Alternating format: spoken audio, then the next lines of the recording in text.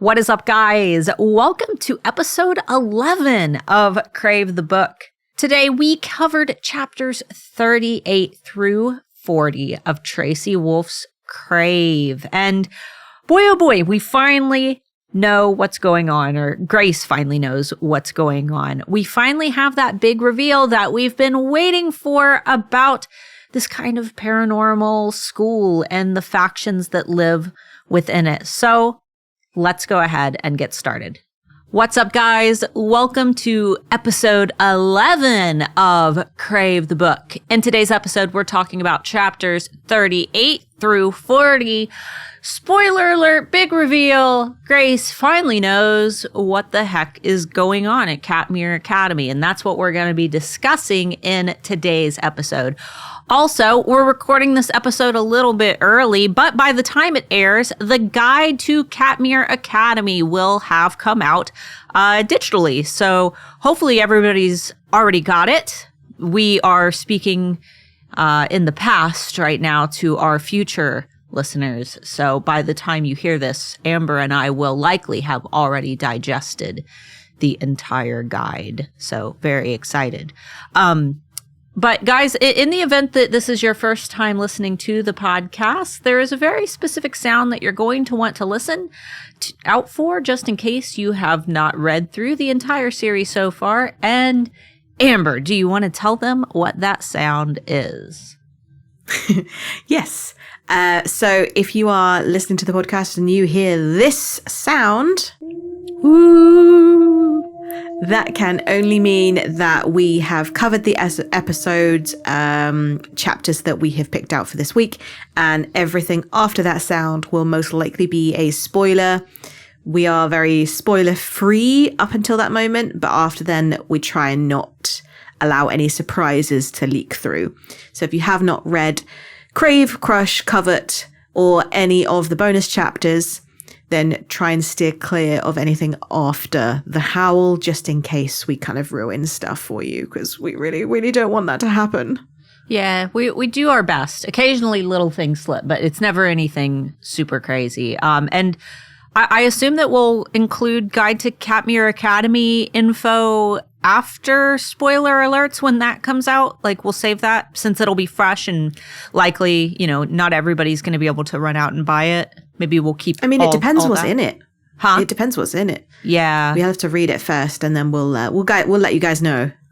I think it's all going to be lore. I'm pretty sure it's going to be like lore and history and maybe some character profiles. I would like to know the history. So that might be fun. Yeah, I want to know how the crypt and like the tunnels were made and why. Dragon Bone Yard that just is conveniently right there. Yeah. and why there is graffiti of a dragon, a werewolf, and a witch on a snowboard. Yes, at the art room door. Yes. And maybe we'll finally get to hear who Uncle Phil is. Maybe that's what the guide. Don't tease me. That's the Guide to Katmere Academy. It's all just a breakdown of who Uncle Phil really is. It's like submitted by unknown author. Well, like it must be Uncle Phil.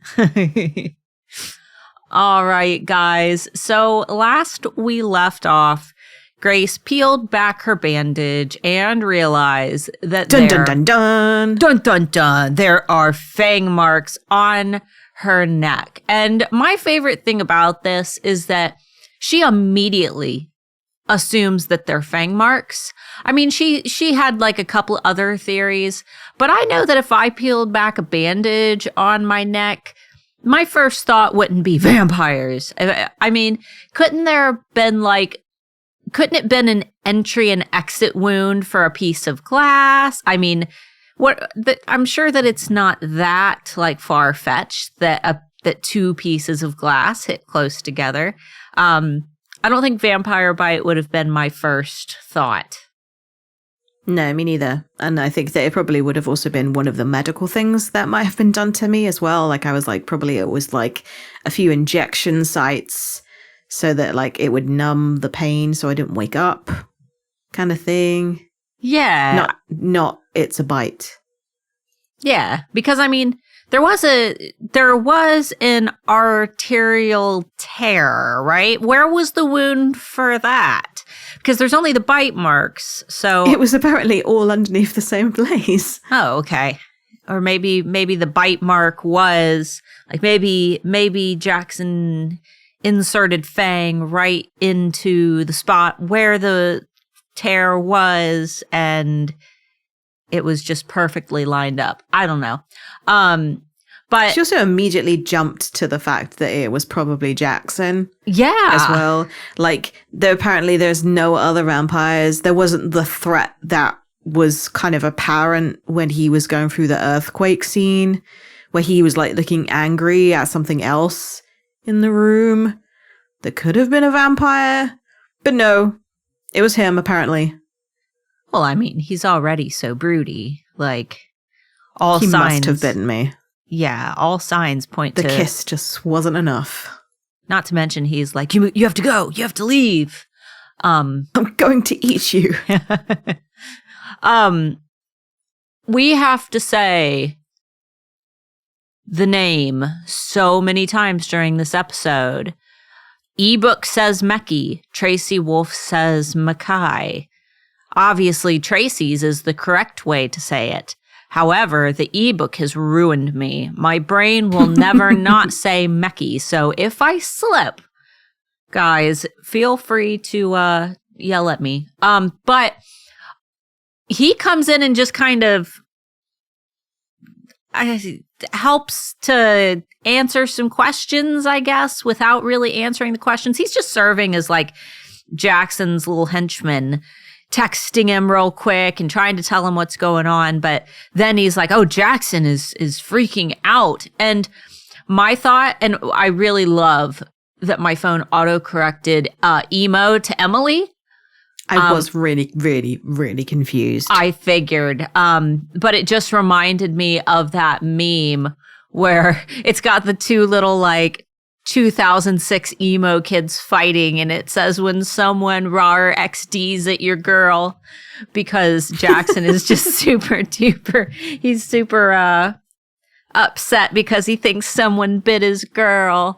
And I totally see Jackson as like a little emo kid. Like, I know he's supposed to be super muscular, but I think that the best, like, if I were to choose a living person who I could use as, you know, my Jackson mentally, I think it would be Nixon from Framing Hanley from the Hear Me Now music video. For any of you oldsters out there, you can look him up, but I don't know why. That's where my brain goes.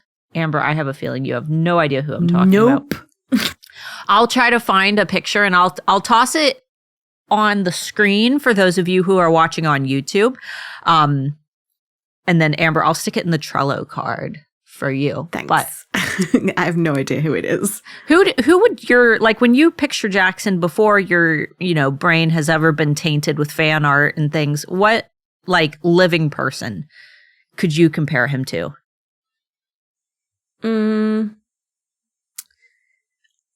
I don't know. I really, really don't know. I'm not very good at like imagining them as someone. And if it is, I know that it's clearly someone in my memory that I've seen someone like that. So I've just replaced them, but I have no idea who it is in my head.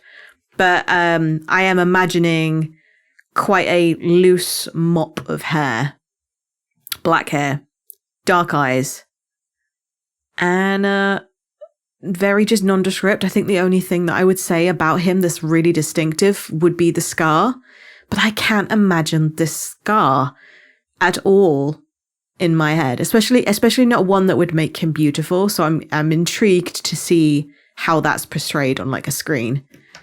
So yeah, I can't think of anybody at all, and I'm really impressed by some of the people who are like posted in the Crave fanfiction like groups on Facebook and like the Wolf Pack on Facebook with their suggestions on who should play them, because I normally have no idea who they are.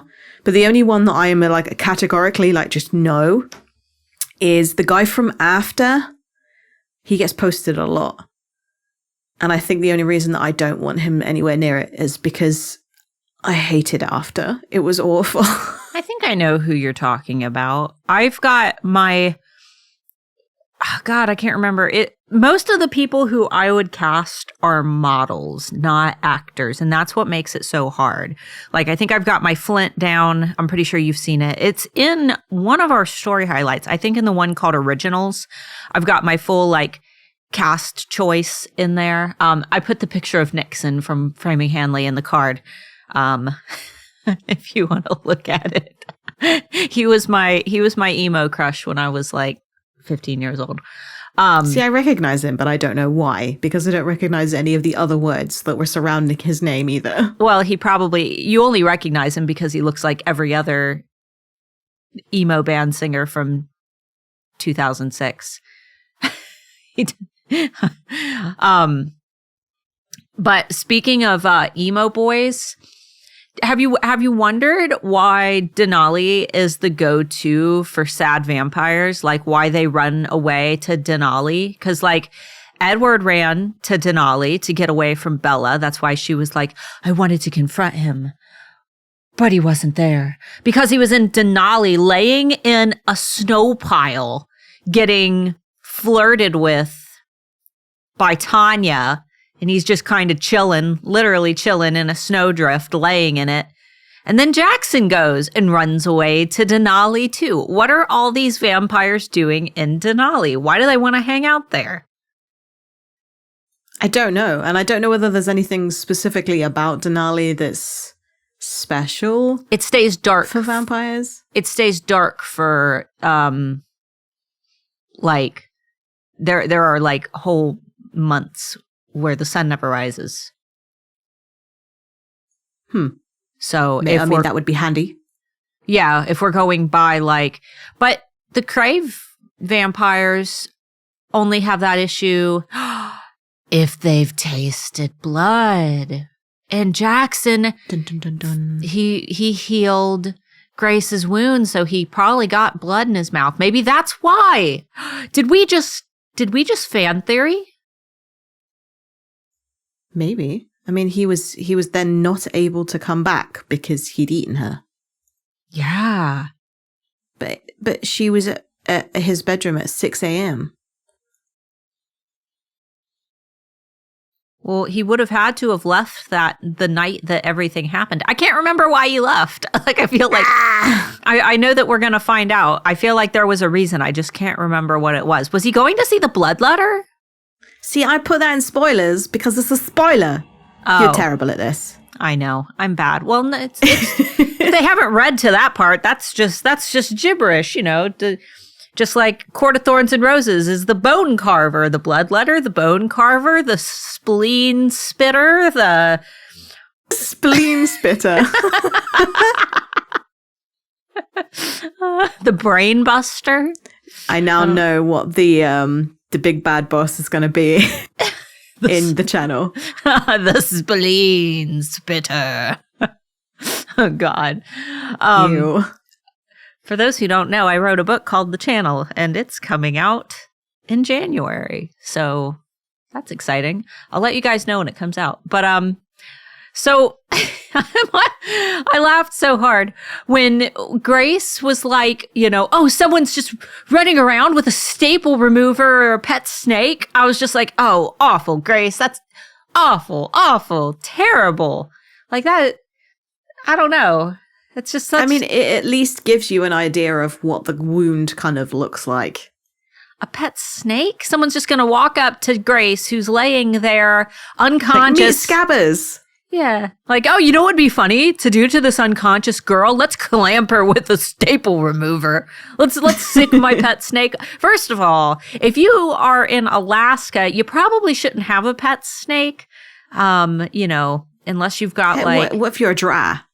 Well, if you're like a draw, yeah, I don't know. Just I think that it's really funny to think of some like earthquake rendering snake monster that's like roaming around. Well, if they've got like a pet snake, what are they? You got to feed a pet snake like at least live or frozen mice. Where are you acquiring these? They're not running around in Alaska. It's too cold. Lemmings.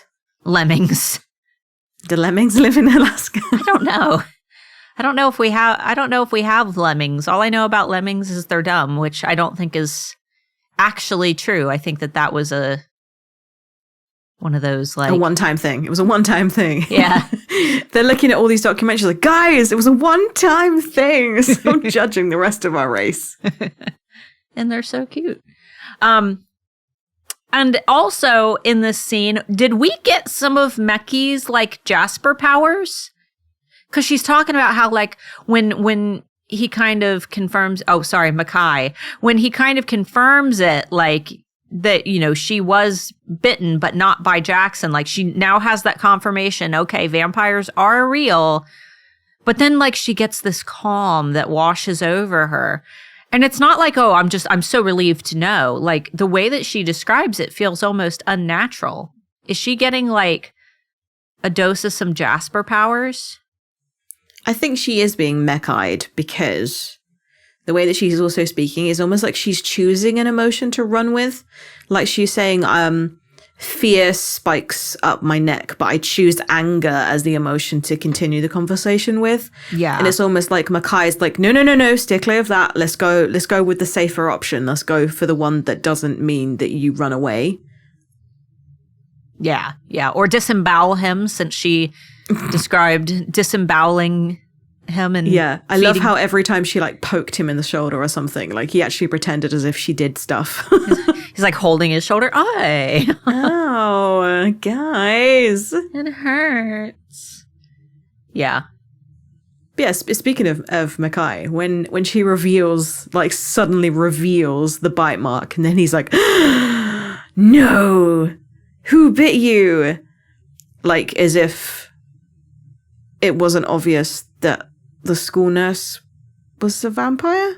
Yeah, because they know that she's a vampire, like, and that she just came from her and spent the night there being healed. I just don't understand why neither Mackay or Jackson made the assumption that, that was probably the school nurse. Yeah, did Jackson just leave immediately? Because wouldn't he have been there for some of that? Like, okay, Grace is unconscious. He seals her up, and then does he just run away? He doesn't wait to see, like, if she's going to be okay? I don't know. I don't know. And there's so many things. I have so many questions. Yeah, that's... But, like, it's like, they know each other. They know who the school nurse is, surely. Because especially as they dropped her off there. And then they know what she is, so why wouldn't they have put two and two together and gone, it was probably her? Rather than think that at some point between getting an arterial bleed, being dropped off at the vampire's doctor's office, someone else had the time to bite her. It was before 6 a.m. It was Dr. Cullen. It was Macy. I love how Grace is like, are you a vampire? And Macy's like, no, of course not. Am I a vampire? Is my mum a vampire? Was my dad a vampire? Was a vampire in my family tree at any point? See, the thing is, Macy could have just been like, no, you're crazy. Like, none of that. And then Grace could have just been like, okay, I'm just crazy. Like, yeah. I mean, Macy... How would you have reacted? How would have you reacted to vampires are real?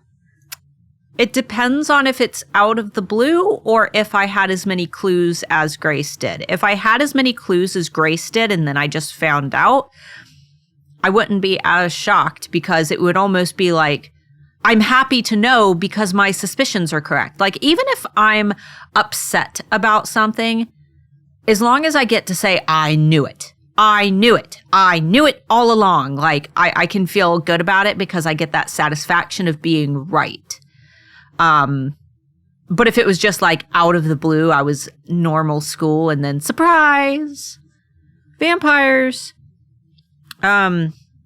I might be a little freaked out. And I definitely wouldn't just go to Jackson's room and start beating on his door because I'd probably be afraid of him. No, I'd be like, well, this is the one thing that I know for sure is probably a vampire. So let's stay away from him. Yeah. And, Grace she didn't finish Twilight. I mean, it was never mentioned that she finished it. Apparently she started reading it, but I think that she would know, a little bit more about vampires. I feel like she should have figured it out quicker than she did because he literally gave her the answer. Yeah.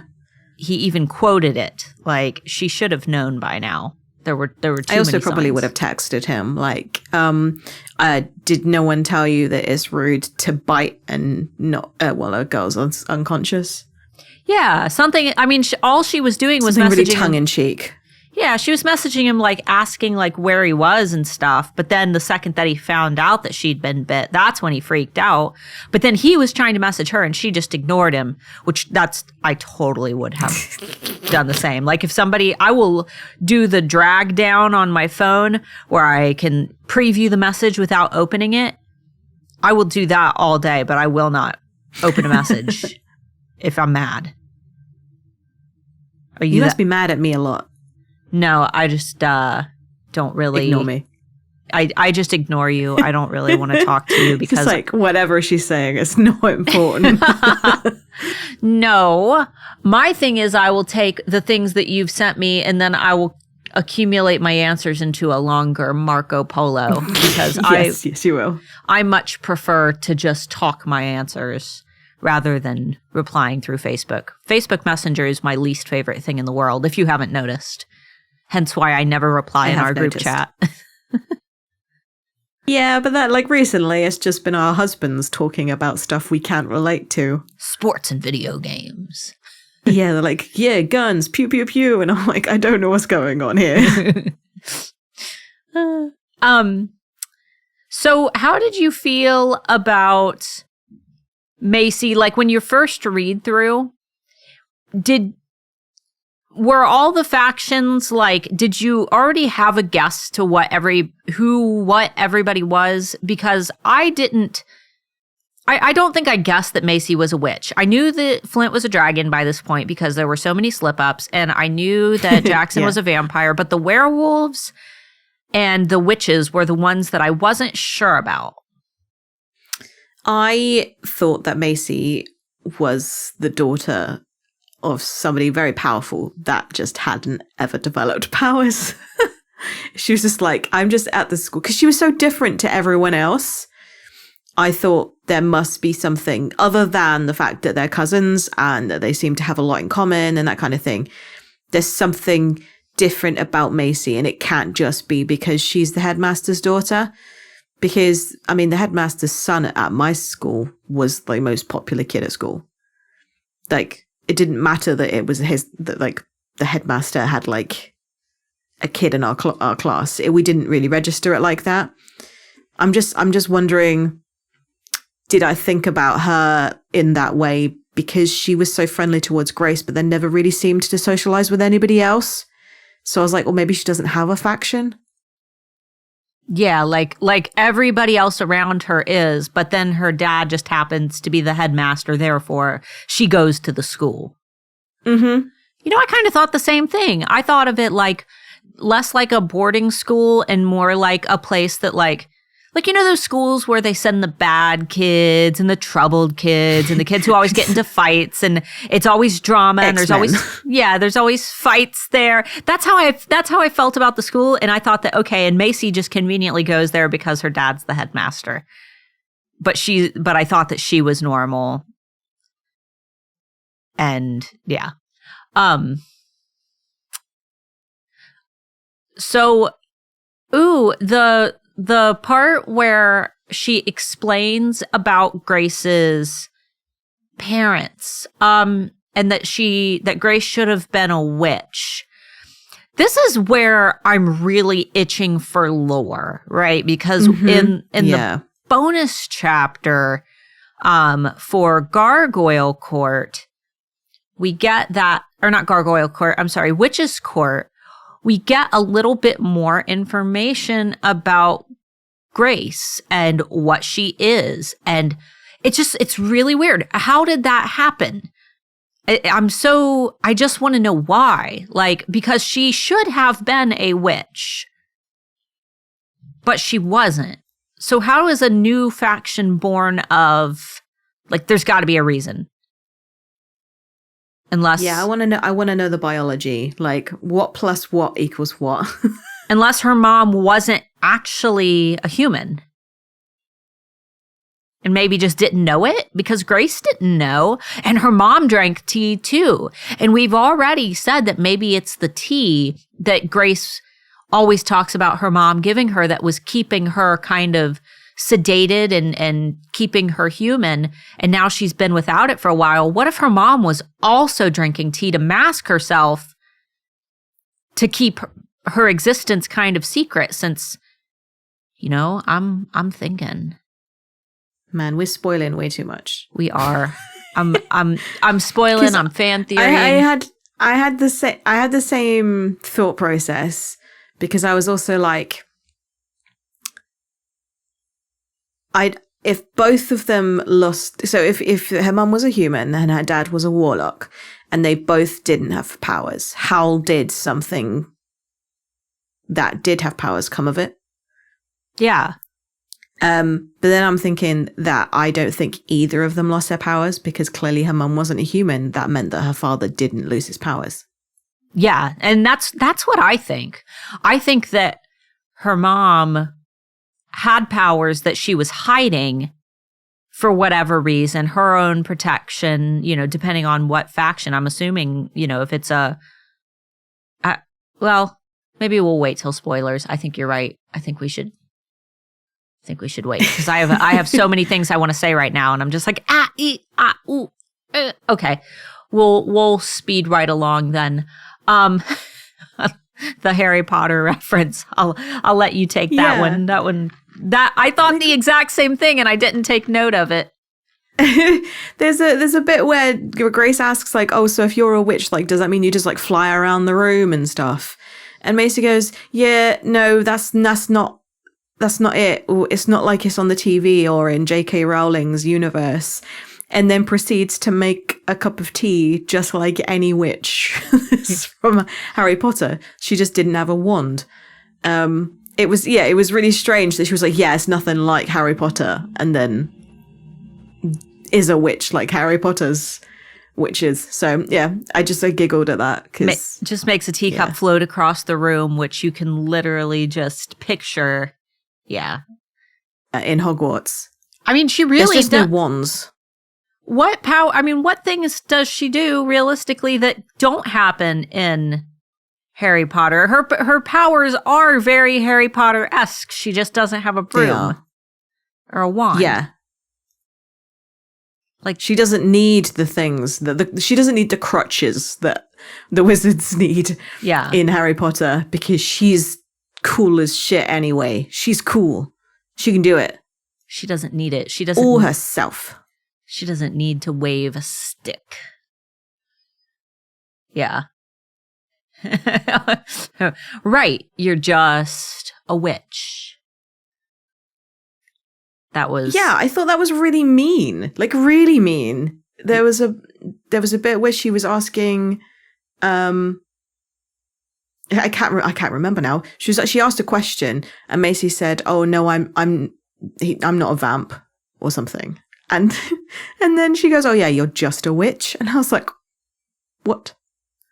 You're just a human right now." So yeah, I mean, in her defense, like, Grace has been living there for several days, and Macy has been lying to her the whole time. Like, in that moment, especially after several near-death experiences, I'd be a little pissed. I don't know if I'd take it out on Macy, but I'd definitely be a little pissed. I would probably be beating on Uncle Finn's door at this point. Yeah. He is where I would direct my anger to. It's not really anybody's fault. He's the one who told them all to stay quiet. And Macy's already said that. Oh, you were too sick. And then things kept on getting hurt. Yeah. Like, no. Because she didn't know about anybody at the school. Like, it's only going to get worse the longer that you drag this you out. You walked into a lion's den. Yes, but I didn't know that they were lions. It said that they were penguins. Yeah. That was beautiful imagery. And yeah, you can just imagine. It's like she's walking into this school and she thinks that everybody is a human. Why would she believe that everything is about to hurt her and kill her? Like, why would she have to prepare herself for any risk except for the outdoors? Yeah, like because if you're waking up for school in the morning, like you're not preparing to nearly die when you pack up your little book bag. Yeah, it's just she annoyed me in that part where she was like, "It's all Uncle Finn's fault," and I'm like, how many times have your parents told you not to tell someone something and you just right ahead just went, by the way, here's a little secret? Yeah. This isn't especially if you thought that it was going to save your best friend's life, you would tell them. Macy, you're like, Uncle Finn doesn't want you to know, but Macy's really, really, like, she seems really close to her dad, though. Well, there was another part, and it's in the spoiler section that I forgot to add. But yeah, she's really close to her dad, and she actually makes a really, really sad face when Grace is talking about how much her parents love each other. Oh, that's right. She does bring up, I didn't even catch that, where she's talking about, you know, how her dad was okay losing his powers to be with her mom because they were so in love. Macy's like, oh, must be nice. And I was like, oh dear.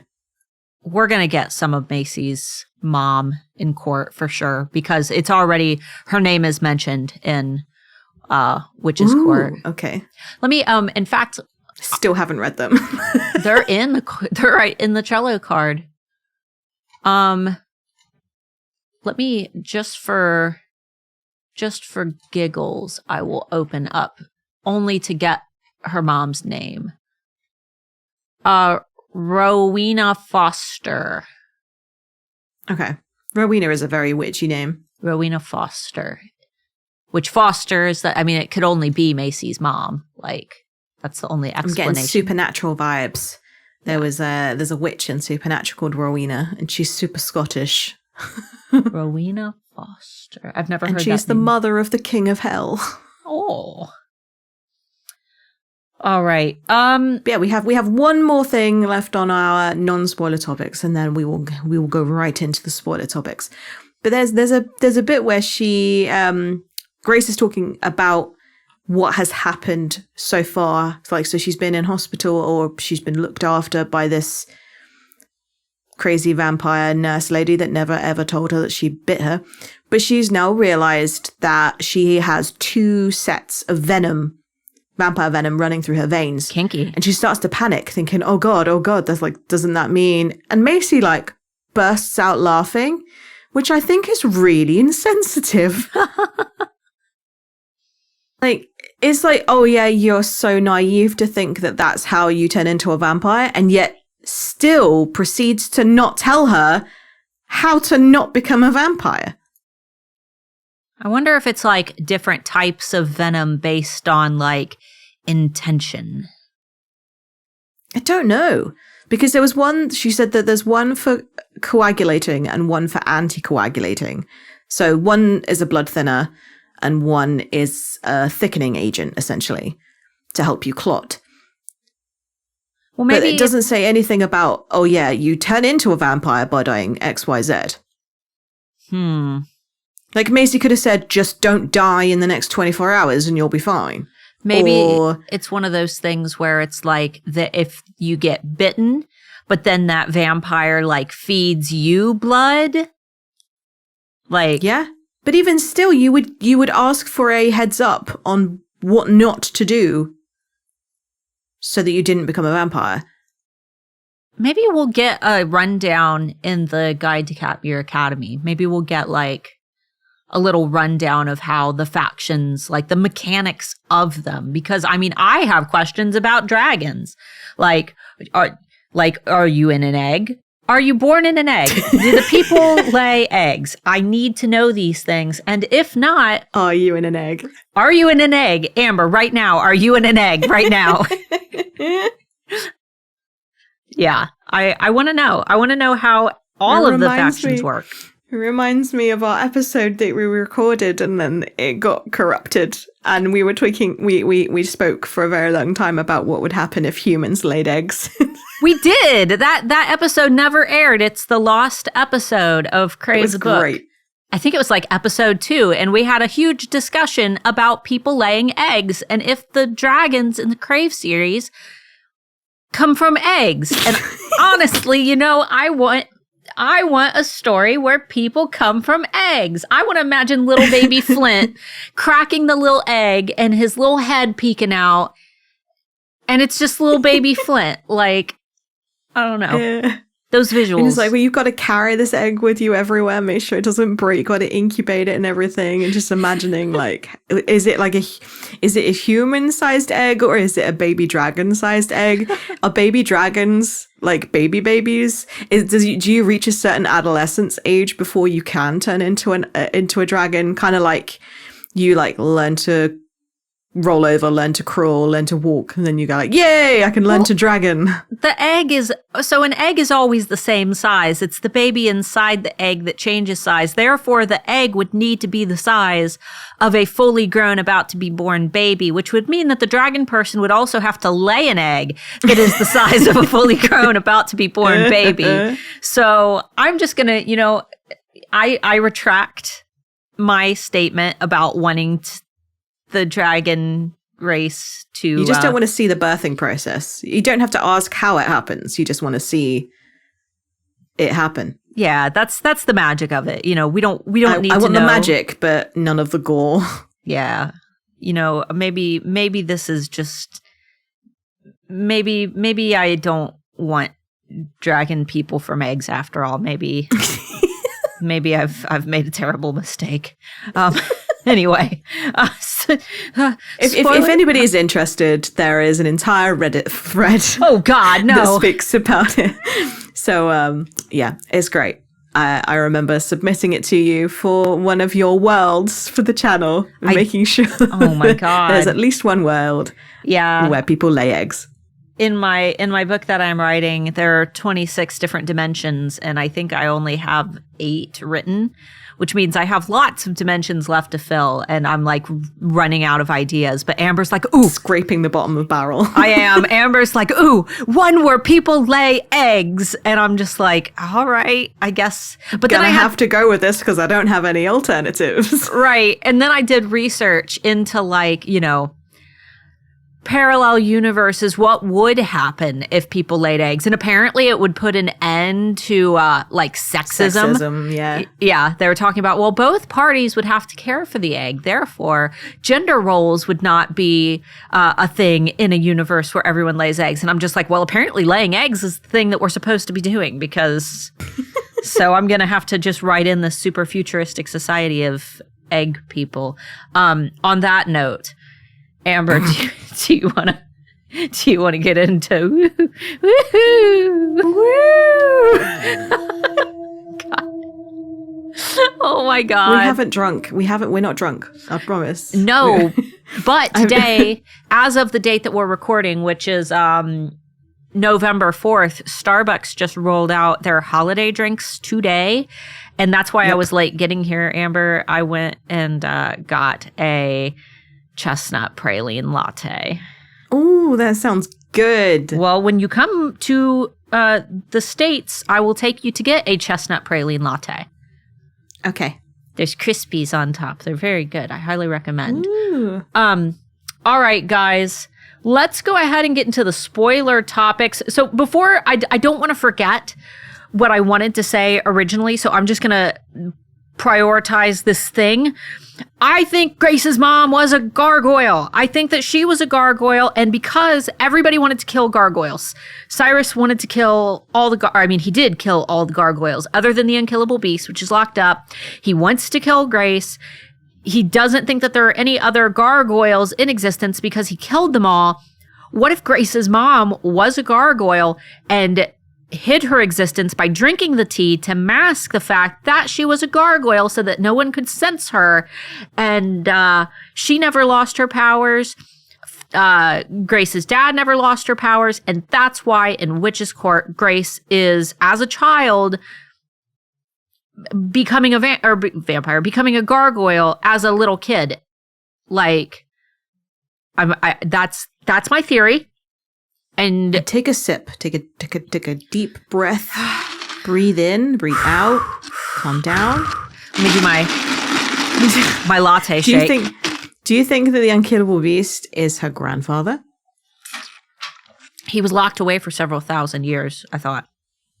It doesn't really matter. If they live that long, he can be a grandfather at any point. You're right. Well, maybe, because remember, thinking way back, God, it feels like forever since we read Covet now. He was talking about her, the queen, or the one who was supposed to have the crown.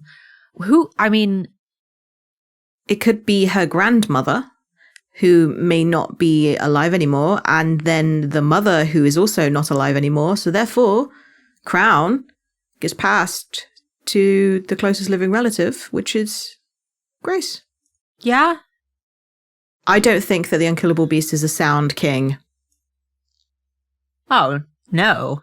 No, he's bonkers. So I think that the best choice would be his closest living relative, which could be Grace. I mean, she's really the only gargoyle left that would be able to do it anyway. I mean, she's the only practical choice. Yeah. Do you think that if the unkillable beast, whatever his name is, I'm going to call him Stanley. If Stanley changed into his gargoyle form again, would he be the same size? Like giant? Like is it permanent? Oh, I don't know, but if so, they ought to take him for the battle. Then again, he disappeared, didn't he? Didn't he disappear at the end? He does. Okay. But I think Grace can find him because obviously she can speak telepathically with him. Yeah, because if they're going into battle with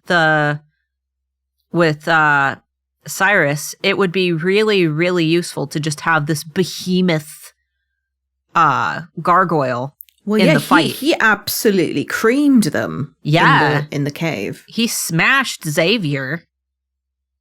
R.I.P. Poor Xavier.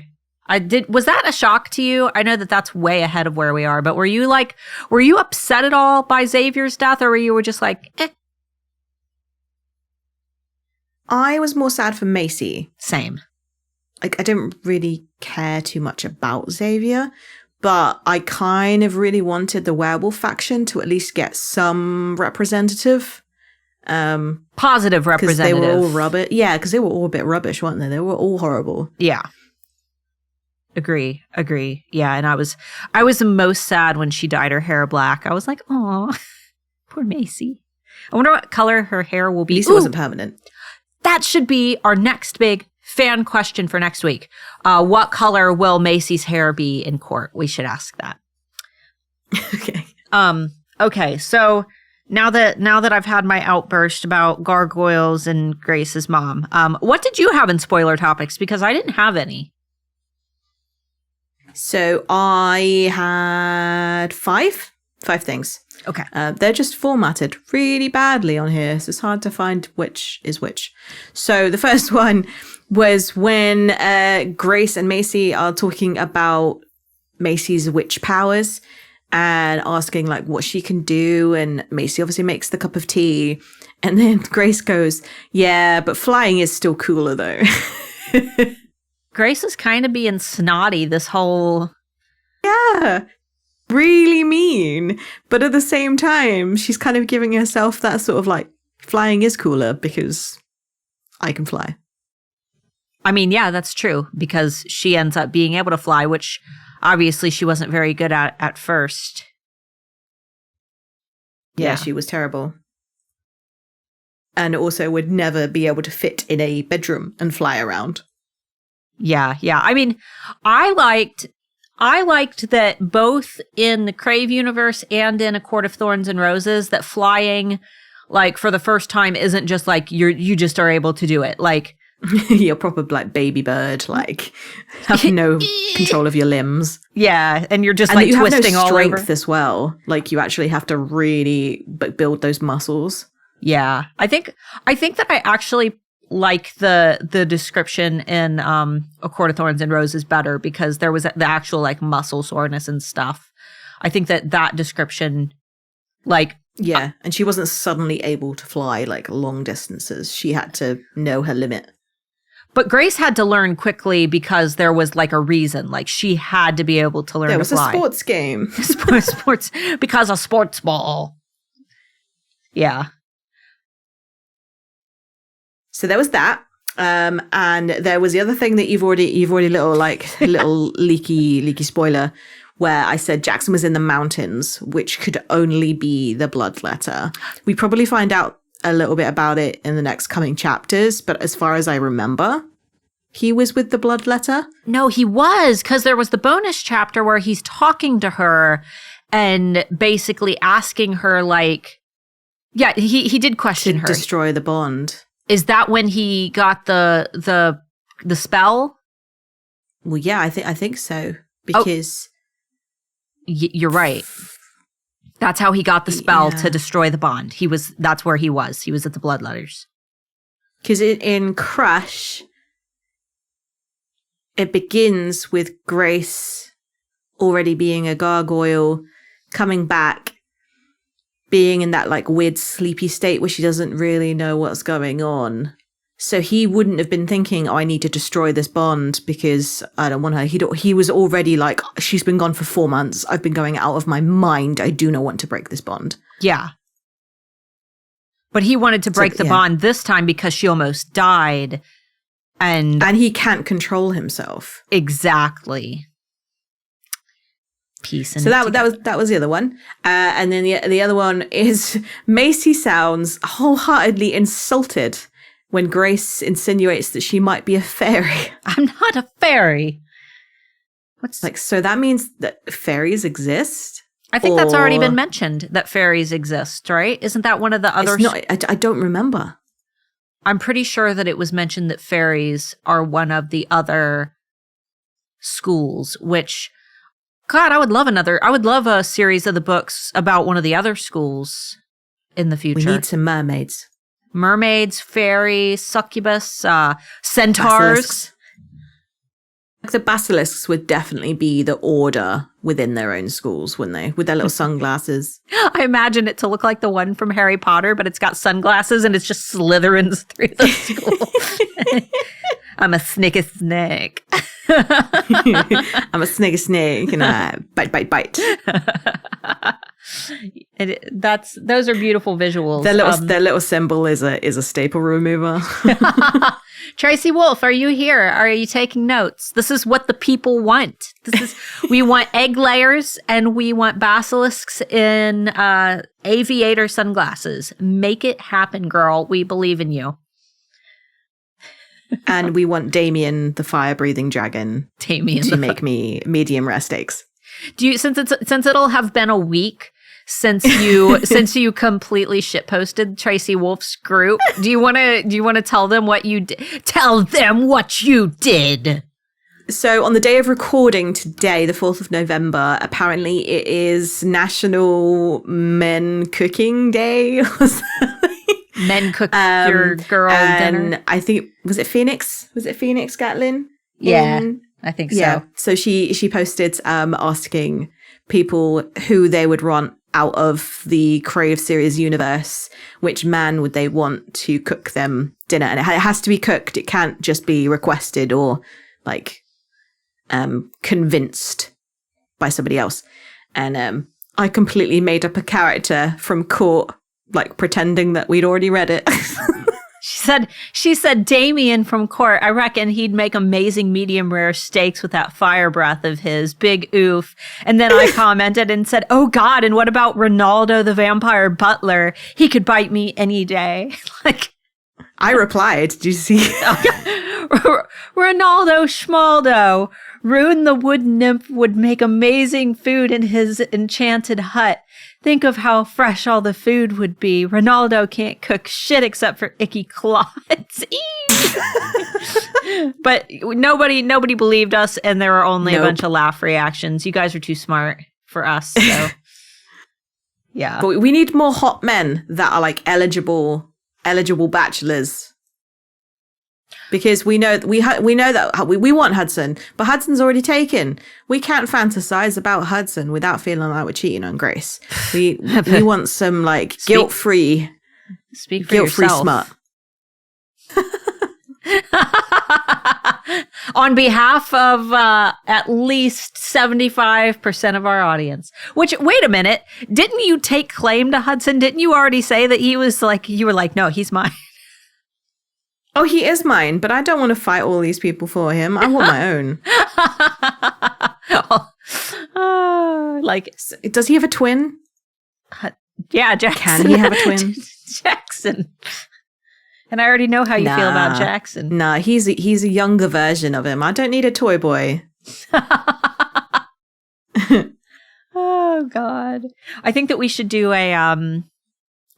do like a face-off, like fantasy male face-off. And I think that we should have like Edward and Hudson and Jackson, and then we'll do all of the Court of Thorns and Roses characters. We'll throw in you could throw in some Marvel characters if you want to. I'm not big on Marvel, but I know our audience probably is because it's the in thing. I'm not a conformist, so like... I just remember reading ACOTAR and just like being midway through the first book of the Court of Thorns and Roses and just messaging you going, Rhysand would get it. Yeah. Yeah, like I hadn't even got to like any of the scenes. Like it literally just turns around, he's there during that festival and I'm like, yep, he's the one. He's mine. Thank you. I'll take him. Yeah. I was definitely spoiled on the series. Like I knew, like I'm like, okay, this Tamlin guy, yep, okay, I know that there's something else here. Just like how you knew that Hudson, you had already kind of had it spoiled, and you're like, okay, yep, this Jackson guy, okay, where's the guy that Starla keeps talking about? Jackson's just the aperitif. Yeah, he's disposable. He's the starter. Everybody has one of those in their life, right? Like, I want me a main course. Yeah, everybody's got that you know, the sweet relationship that you learn from that teaches you a good lesson on life, but that could have never gotten you through, you know, for the rest of your life. Your education. Realizing that like there's probably someone better out there for them as well. It's not just you that is going to end up happier. They are also going to end up happier because you were not meant to be with them either. Yeah. All right. So there's two more. There's two more on the spoiler topic list. And there was one of them was that she seemed to be absolutely okay with the idea of a vampire like feeding on her. Just Jackson. And yeah, like she was okay with the idea of it, whereas she wasn't okay with the idea of the nurse. The idea of the nurse biting her made her feel queasy, but she felt okay knowing that Jackson was doing it. Because Grace she has the big straight. Like she doesn't have Grace doesn't have a gay bone in her body. Oh, I see. So it was the fact that it was a woman. Maybe. I think that she has the big straight. Like you know, those people that, I mean, there's nothing wrong with them. They've just got the big straight. The idea of being touched by the same sex is just, you know, probably the way that a gay character might feel about someone of the opposite sex touching them.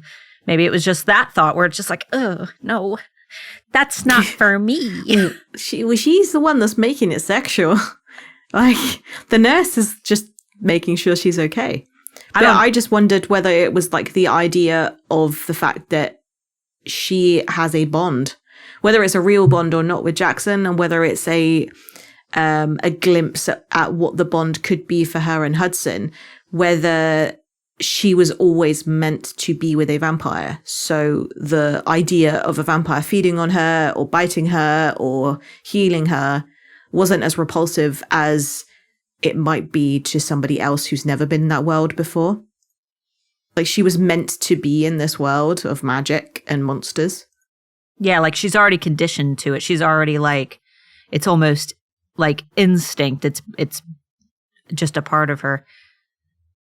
Yeah. Like if you came across a vampire feeding on someone, your first thought wouldn't be like, oh, that's hot. You'd be like, oh my God, like I need to save them, I need to rescue them, or that's disgusting. It wouldn't be a thing of like, this is absolutely normal. They're just hungry. My thought would be, I'm out of here. Goodbye. Sorry about your neck. You'll be fine. You'll be okay. I'm gonna slip out this back door. Here's a Hello Kitty plaster. Yes, here you go. Yeah. Just throwing gauze at them. Well, Grace in her little first aid kit. I just tossed my first aid kit. Oh, I don't want to get to that scene. That's Amber's least favorite scene is Grace trying to help Jackson with her little first aid kit. Any scene where it's like, is there such thing as toxic femininity? Let me be mommy. Yeah, like, let me look after you in front of all of your friends and not actually take into consideration what you want in this situation. I'm just going to be as overtly caring as I possibly can be, despite the fact you are absolutely fine. I'm going to make an absolute scene. Let me nurture you. I don't know.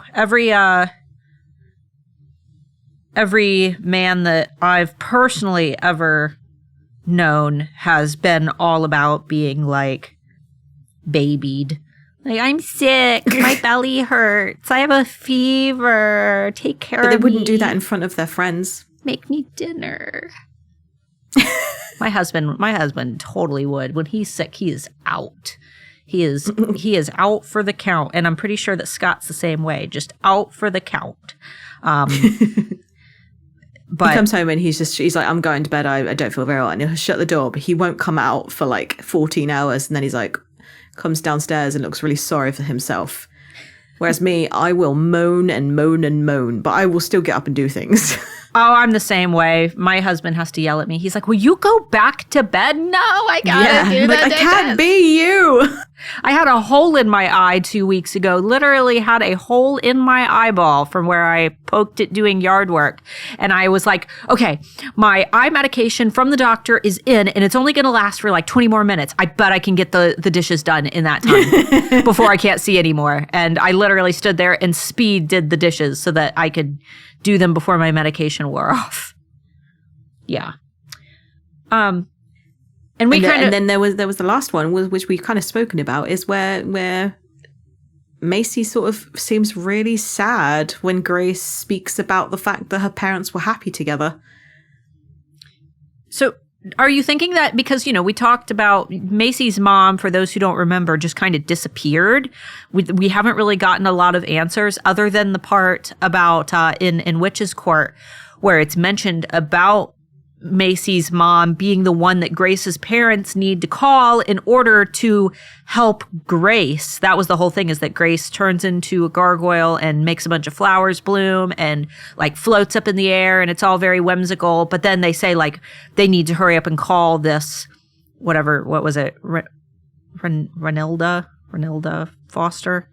Renilda Foster. Rowena Foster, last name Foster, Mrs. Foster. They needed to contact a Mrs. Foster, which can only be Macy's mom. Like, that's the only explanation. And apparently Macy's mom has got it going on. And apparently she's going to save Grace somehow. But now we're like, we don't know who she is. And I'm wondering... And she's never seen again. Yeah, did they leave? Did they leave on bad terms? Was her dad like, were they not a happy family? Like, I have so many questions, and I know that we're going to get them in court. Otherwise, Tracy wouldn't have brought her up in the bonus chapter. Mm-hmm. So, Oh, it's going to be that really awkward, one of those really awkward tropes where Grace finds out that she's the reason why Macy's mum disappeared. And it's going to be like, ew, awkward. Don't like this. Right. She sacrificed herself for Grace or something. She lives within you. No, that's not satisfying. God, I hope not. Yeah, that's not what I want at all. You're protected because of love. We got enough of that with the end scene of Covet with Muri and saving Jackson. For some reason, saving Jackson. See, that was me. I was thinking Harry Potter. Oh, yeah. It's love. You will always live because of love. Like, really, will you, though? So, shall we move on to our fan questions of the week? Yes, because you don't know what they are, so that makes it so much more fun. Okay, so first fan question, or fan poll, I should say, if I can get it pulled up, which my phone is kind of fighting with me right now. There we go. If you woke up with 2 puncture marks on your neck, like tomorrow morning, Amber, you wake up, would you automatically assume that it was a vampire? No. No? Not at all. Well, I mean, I don't know anybody that would have fit the description of the vampire that ate me. I would think that I got bitten by a big spider, or and I would immediately get like my Hetty Hoover out and just vacuum the entire house, like, get rid of everything. Or I would just assume that it was due to the injury that they had told me, that I'd fallen into glass. Yeah, like, oh, that makes sense. That's why I said it can't just be one cut. Right. She's all cut up. Like, she says she's all cut up. How do those cuts not just blend into all the other cuts? Well, it was because apparently Jackson tried to save her as best he could, and he knew that was the biggest injury. So he just, and that was my other question that I forgot to add to my spoilers. Was he just licking her? Like, is that the thing? Like, just licking the same place over and over and over again? Because it sounds as though he made like a giant scab. Oh, and then Maurice had to just like get rid of the scab and start again. And she was like, apparently she's really struggled. But yeah, I'm wondering, like, how big is it scabbed over? Is it still like a fresh cut? Like, what would be underneath? I can't give you the answer without a picture. You're right. The picture I posted with the fan poll was a pretty gruesome, like, neck bite type, like, effect. I did a blurry, like, blood still spurting out. It's kind of blurry because well, first of all, I didn't want to post something too graphic and, upset anybody. But so 90% of our audience said, "Oh, definitely a vampire," and 10% said, "No way." Oh, I'm in the minority. Oh. That's crazy that everybody's like, yes. Maybe it's because they want it to be a vampire. Maybe they're like, yes, it was Hudson. He did it. The thing is, I think I'm a very scientific person. I like to analyze things. I like to know, like, what the truth is behind a lot of the things that people say. Like, I don't just want to read what everybody's saying on social media. Like, I go in and I actually read the articles and I try and find out for myself what the truth is. Same, yeah. So I don't think that I would always jump to conclusions. I would maybe have it in the back of my head, like a never-ending anxiety that could be a vampire though. It still could be a vampire. If you haven't found the answer yet, it could still be a vampire. But I think that I would go to the most plausible explanation first, which apparently is what Mackay says is like, yeah, the simplest answer usually is the correct one. Why is vampire the simplest one? I guess because it's the one that she already assumes that it's a vampire. So well, that was set up. Like, Jackson gave her like the Twilight book. He said that like Pop-Tarts weren't what he was hungry for, whilst like looking at her like lips. He licked her blood off her face. There's so many things that led up to him revealing that he was a vampire, that vampire was the most sensible answer. But if you have none of that backstory to go on and you just open up your bandages and you see 2 holes, you're not going to go, must be a vampire. Yeah. I feel like Grace was the last to know. Like, even the readers knew way before Grace knew. Yeah. Yeah, I definitely... And if he came out to be anything other than a vampire, I think that would have been a shock. He's a mermaid. He's a merman.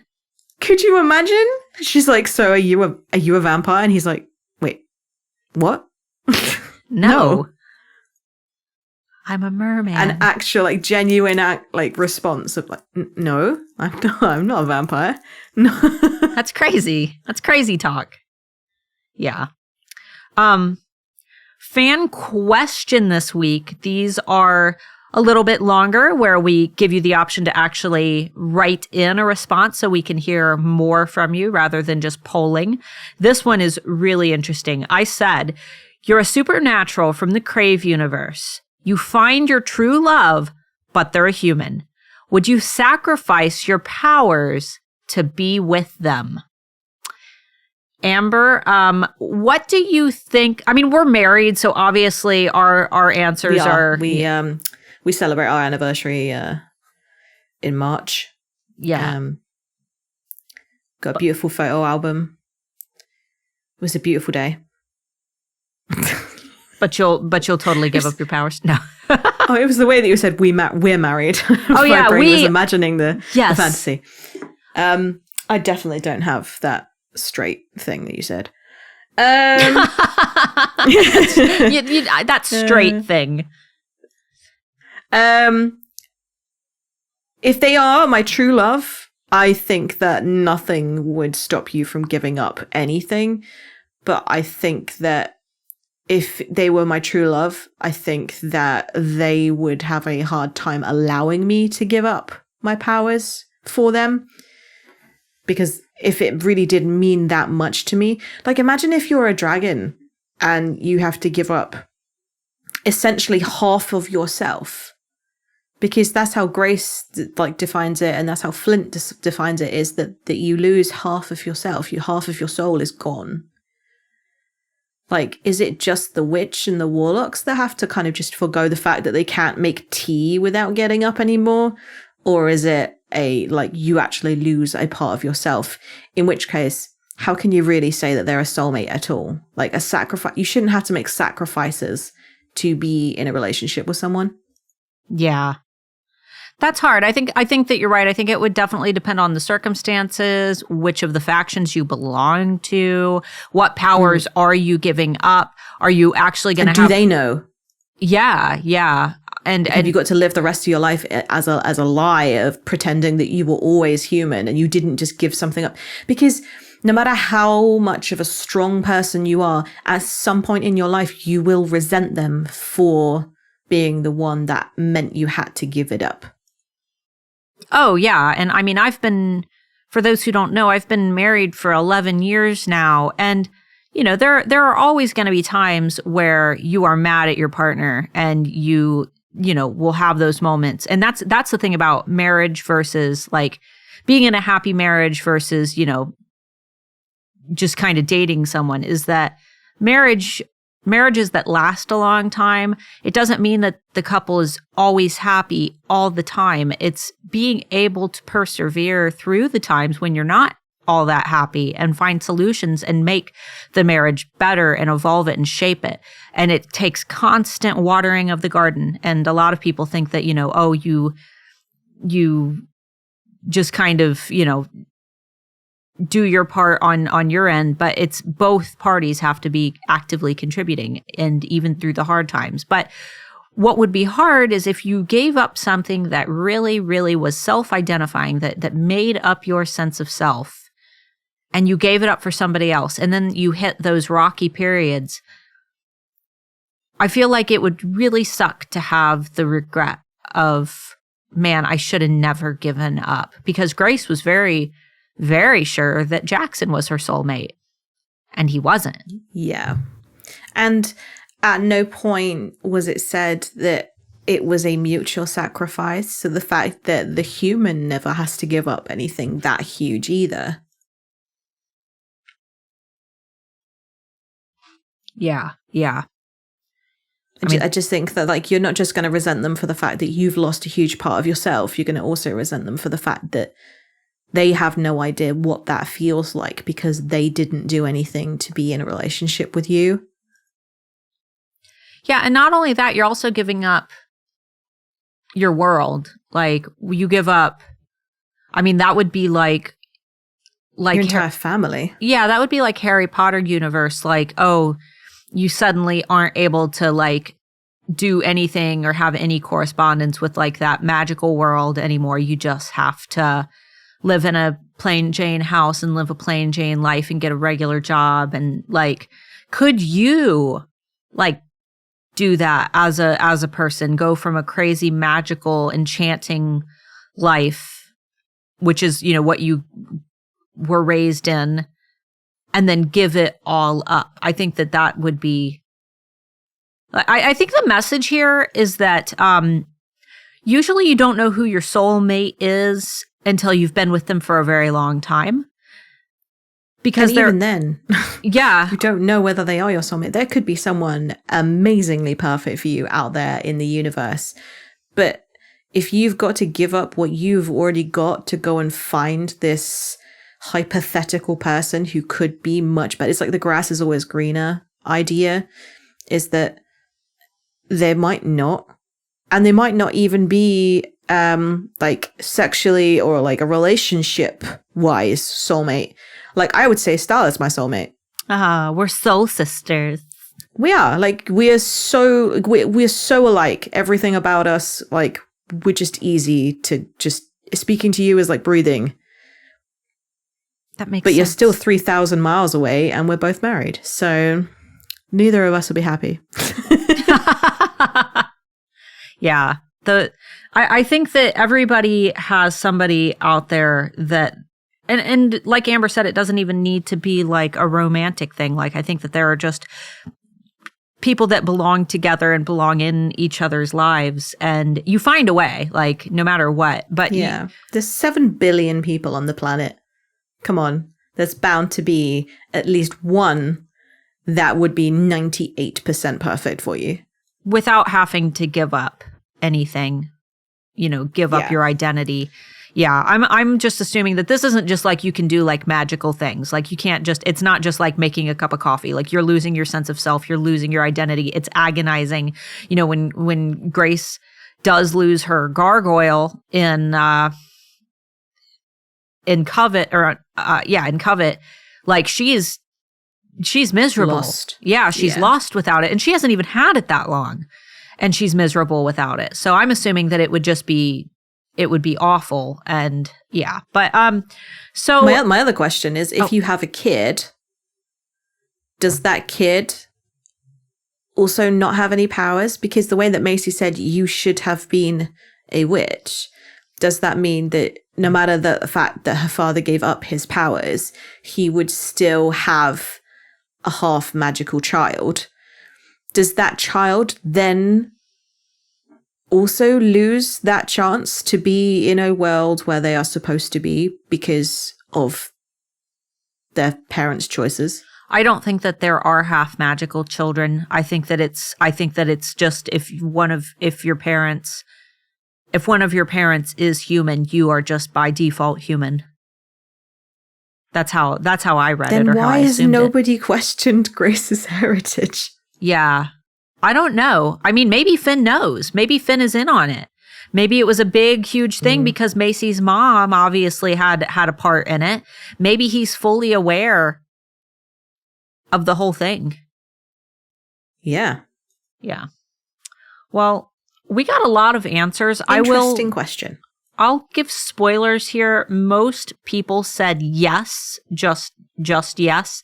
A majority of people said yes, that they would give them up. But some of the longer answers were, it would be hard, but I just might. If they're my soulmate and we are bound, I have to.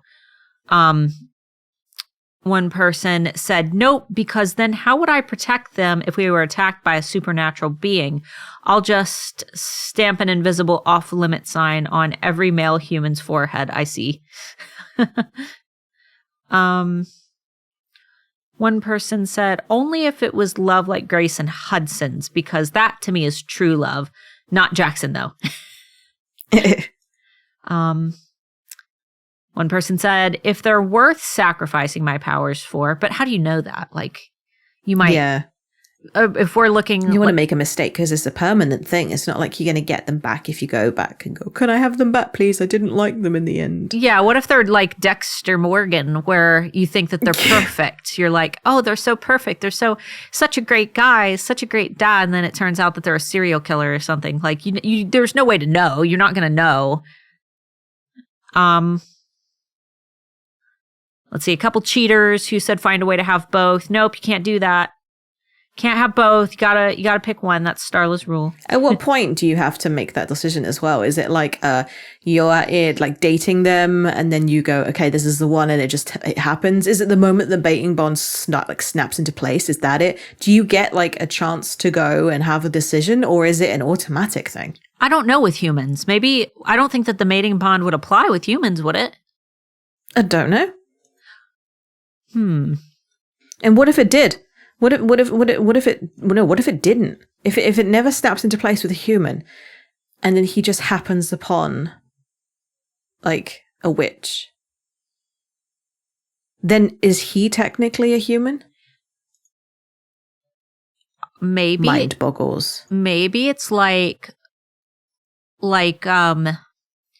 in Twilight with how Sam was with Leah, but then he imprinted on what was her name? Ujima Flip. What? Ujima Flip. Ujima Flip. God, what is her name? What's her name? He imprinted on what's her name before he like mutilated her face. Yep. God, I cannot remember her name. I can't believe that. Darn it. Wolf Girl with who makes big muffins. But anyway, yeah, maybe it's one of those things where like you could totally be in a relationship, but then if you stumble across your real mate, it's like, oh, game over. Yeah, game over. See you later. Sorry. Yeah. Yeah. Like that's just wrong, I think. It is. That's not cool. Which is why I prefer the mating bond idea to the imprinting idea. Yeah. Yeah. Much more consensual. Yeah, not a fan of being able to see a baby and be like, I'm gonna get that baby. That's my baby. I'll be whatever she needs me to be. A brother, a protector, a lover. Like, no. You creeper. No. I love this answer. Someone said, depends. Are they as hot as Hudson Vega? Like, we'll never know. We'll never know. Yeah. One person, very honest answer. I respect that. They said, yikes. I'd say no, but I would probably do it. Yes. In the moment. It just depends on who they are. It's like saying that you would never do certain things and then your partner asks you to it and you're like, oh man, I said I would never do this, but now you've asked. Yeah, I said I'd never have kids, and yeah, I definitely have a child now. And then the last one that I will read was, depends if they're for sure my true love, because I've had a couple of true loves, and yeah, that's another big thing is that you get with somebody and you're like, oh, I'm going to be with them forever. And then you're not. Then you see them kissing, I don't know, Victoria in the park and you're like, what? I thought they were forever. Yeah, exactly. All right. Did you have... No hate against Victoria. I don't know who Victoria is, but... Victoria. I imagine Twilight Victoria. Red hair. I imagined second, like Eclipse Twilight Victoria. Bryce, whatever her name is. I can't remember the actress's name. Did you caught that they used a different Victoria actress, right? Oh, yeah. Okay. No, it was really badly done. Yeah, very off-putting. I hate that. I absolutely hate where they just swap out Dumbledore.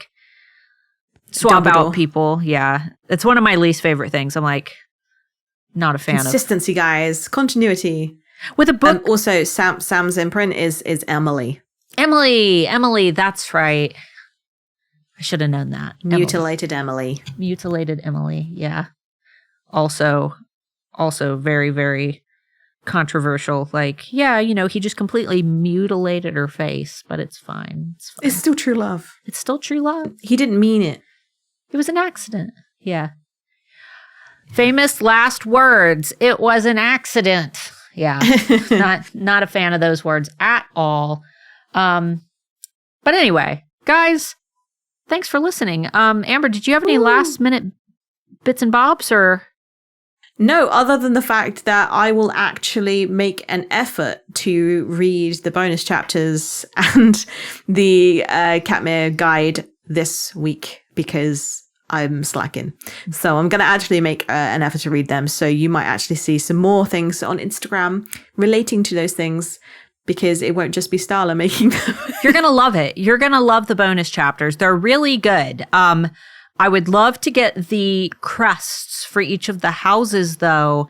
I really want to find like a good PNG of those. I haven't been able to find an image of them anywhere, but I would love to do some type of like wallpapers for you guys or something because we constantly use the Katmere Academy one. But I mean, for as far as we know, like the kids are out of school now. For one, the school's abducted, but for two, they've graduated. So Katmere Academy is kind of old news now. They're graduated. I want the court. So yesterday.